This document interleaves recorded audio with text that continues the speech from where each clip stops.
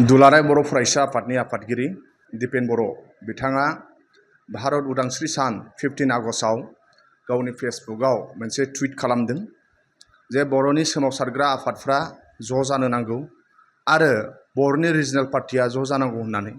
दा बिथांनि लिरनायखौ आङो कास्टम बसुमतारी पार्सनेल भिउ आंनि फारसेनिफ्राय आं साबायखर बावो आरो दिपेन बर' आदा बुंनाय बादियैनो आंबो लुबैयो आरो सारा बर' माहारिया रिजनेल पार्टिखौ ज' जाजानायखौ लुबैयो आरो साफ्रोमबो थाखोनि बर'नि मेलेमजिबि बर'नि लेखा गोरों बर'नि फरायसा सेंग्रा सिख्ला बोराय बेन्थ माहाजोन दुखिया बे दिनखौनो नायनानै दङ आरो गोबां मानसिफोरनाव मेगनाव मोदै गगोन मोननै रिजनेल पार्टिया जुदि ज' जानो हायोब्ला। दा ओंखायनो आंबो पार्सनेलि लुबैयो आरो दिपेन बर' आदा बुंनाय बादियैनो जोङो मोननै रिजनेल पार्टिया ज' जायोब्ला बाव जौगानाय फैगोन आरो बिनि आंखालफोरखौ मावफुंनो हागोन।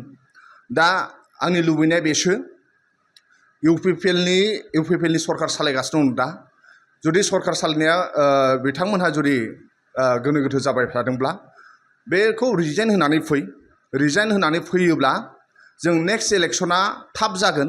अब्ला जोङो 20टा दा जुदि 40टा समष्टि बेखौ 20टा रिजनेल पार्टिजों रानलायनानै गेलेनो हागोन आरो नेक्स्टआव बे मोनसे मोजां डेम'क्रेसि सरकार फैगोन, मोजां हेल्दी सरकार फैगोन, बिटिसि ओनसोलनि रायजो राजानि दुखु दाहाखौ सुफुंनो हानाय बादि मावनो हागोन। दा ओंखायनो दिपेन बर' आदानिसिम मिजिंथिनाय थाबाय जे सरकारा जुदि प्रमद बर'आ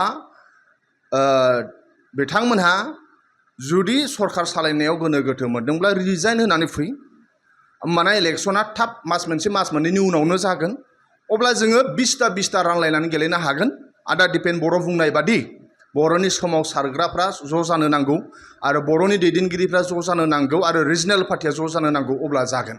ओंखायनो आदा दिपेन बर'नि लिरनायखौ साबायखर बावनानै आरो बांसिन आदा दिपेन बर' बिथाङा दायित्व लाबावनानै थाबनो जाहाथे बे रायजो राजा लुबैनाय नों आं लुबैनाया जायो बेखौ मिजिंथिनाय थाबाय।